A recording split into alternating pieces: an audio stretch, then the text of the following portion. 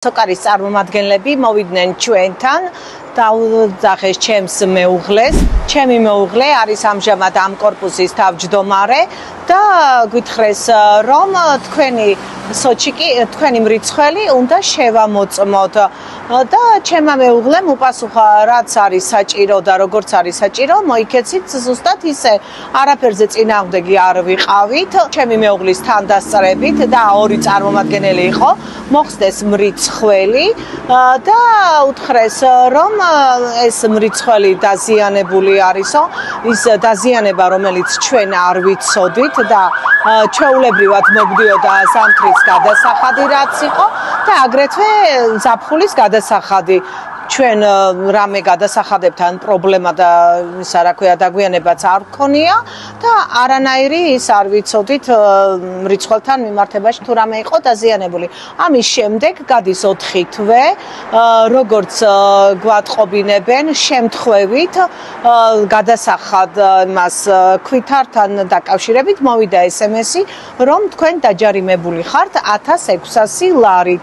რატომ რისთვის თავიდან ვერ გავიგეთ წავედი ისევ ცენტრალურ ოფისში, გამოვიწვიე ჩემი საბუთები, მაინტერესებდა ექსპერტიზას დაცვა და გავიგე რომ სოჩიკზე ზედაპირულად ექსპერტი წერს რომ მართალია სოჩიკი მუშაობს, იყო წყობში, არანაირი დაზიანება არ აქვს სოჩიკს, მაგრამ ისეთი დაზიანება ქონდა, რომელსაც ადამიანი თუ არ ხარ სპეციალისტი, ვერავითარ შემთხვევაში ვერ გაიგებდით მას და ვერ შეამჩნევდით. ექსპერტიზას შემდეგი პასუხი მოვიდა, რომ თითქოს გაზის მოპარვის მცდელობა იყო და არ ვიცი შეგიძლიათ გადაამოწმოთ ჩვენი ამ 1 წლის განმავლობაში, 2 წლის განმავლობაში გადახდილი თანხა, რას ვიხდიდით, სხვაობა არაფერი არ არის აბსოლუტურად წინა წლებთან მიმართებაში, მაგრამ პასუხს ვერ გვცემენ,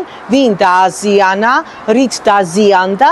კაბინა ყველგან ჩვენს კორპუსში ამდენი წლების განმავლობაში ზოგადად სოკარის და გაზის ესენი მრიცხველები არის ღია მდგომარეობაში. არ მხოლოდ პლომბი, მეტი არაფერი და აი როგორც არის ენერგოპრო ჯორჯიაში, ბათუმის წყალში, მას ზედმეტი ბოკლობი ლუკი არ გააჩნია.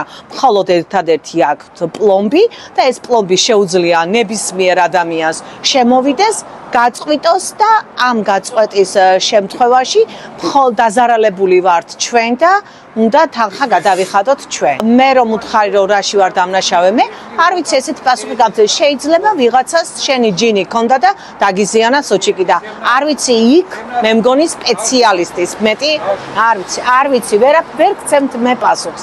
არა მარტო მე, არამედ თვითონ წარმომადგენლებიც.